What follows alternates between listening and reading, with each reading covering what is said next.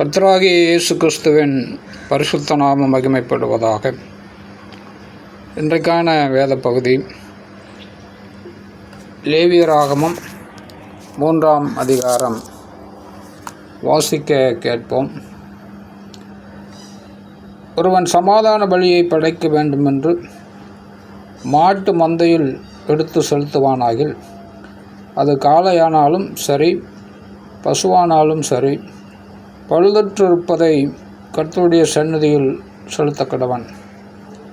அவன் தன் பலியின் தலைமையில் தன் கையை வைத்து ஆசரிப்பு கூடார வாசலுக்கு முன்பாக அதை கொல்லக்கடவன்.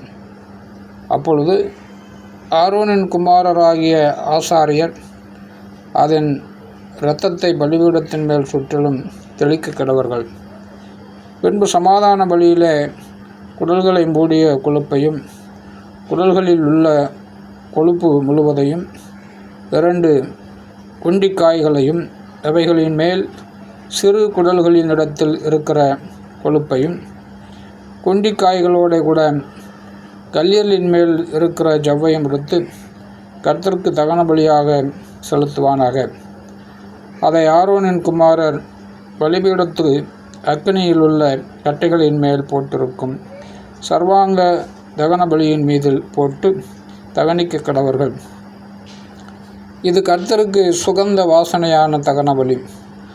அவன் கர்த்தருக்கு சமாதான பலியை படைக்க வேண்டுமென்று ஆட்டு மந்தையிலிருந்து எடுத்து செலுத்துவானாகில், அது ஆணானாலும் சரி, பெண்ணானாலும் சரி, பழுதற்றிருப்பதை செலுத்துவானாக.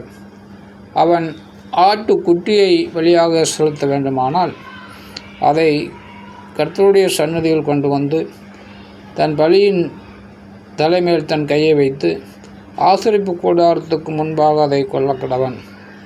அப்பொழுது ஆரோனின் குமாரர் அதன் இரத்தத்தை பலிபீடத்தின் மேல் சுற்றிலும் தெளிக்க கடவர்கள். பின்பு அவன் சமாதான பலியிலே அதன் கொழுப்பையும் நடுவெலும்பிலிருந்து எடுத்த முழு வாளையும் குடல்களை மூடிய கொழுப்பையும் அவைகளின் மேல் இருக்கிற கொழுப்பு முழுவதையும் 2 குண்டிக்காய்களையும் அவைகளின் மேல் சிறு குடல்களின் இடத்தில் இருக்கிற கொழுப்பையும் குண்டிக்காய்களோடு கூட கல்லீரலின் மேல் இருக்கிற ஜவ்வையும் எடுத்து கர்த்தருக்கு தகன பலியாக செலுத்த கடவன். அதை ஆசாரியன் பலிபீடத்தின் மேல் தகனிக்க கடவன். இது கர்த்தருக்கு இடம் தகன ஆகாரம். அவன் செலுத்துவது வெள்ளாடாய் இருக்குமானால் அவன் அதை கர்த்தருடைய சந்நிதியில் கொண்டு வந்து அதன் தலைமையில் தன் கையை வைத்து ஆசரிப்பு கூடாரத்துக்கு முன்பாக அதை கொல்லக்கடவன். அப்பொழுது ஆரோனின் குமாரர் அதன் இரத்தத்தை பலிபீடத்தின் மேல் சுற்றிலும் தெளிக்க கடவர்கள். அவன் அதில் குடல்களை மூடிய கொழுப்பையும் அவைகளின் மேல் இருக்கிற கொழுப்பு முழுவதையும் 2 குண்டிக்காய்களையும் அவைகளின் மேல் சிறு குடல்களின் இடத்தில் இருக்கிற கொழுப்பையும் குண்டிக்காய்களோடு கூட கல்லீரலின் மேல் இருக்கிற ஜவ்வையும் எடுத்து கர்த்தருக்கு தகன பலியாக செலுத்த கடவன்.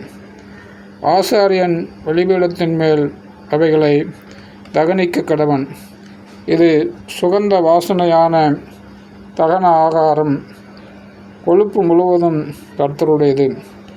கொழுப்பையாவது இரத்தத்தையாவது நீங்கள் புசிக்கலாகாது. இது உங்கள் வாசஸ்தலங்கள் எங்கும் உங்கள் தலைமுறை தோறும் நித்திய கட்டளையாயிருக்கும் என்று சொல் என்றார்.